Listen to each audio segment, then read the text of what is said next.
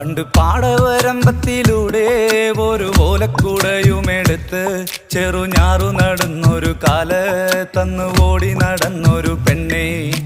കയ്യിൽ കരിവളയിട്ട് കണ്ണിൽ കൺമഷി കൊണ്ടുവരച്ച് പിന്നെ വാർമോടിയൊക്കെ വിരിച്ച് നല്ല ചേലുള്ള പാവാടയിട്ട് ആ തോട്ടോരത്തുള്ളൊരു കൈതോലക്കൂട്ടത്തിനോരത്തു നിൽക്കണൊരാൽമരത്തിൻ ചോട്ടിലിരിക്കണ ദേവിക്കു ചാർത്തുവാൻ പൂവുകൾ കൊണ്ടുപോയോ പെണ്ണെ, പൂവുകൾ കൊണ്ടുപോയോ.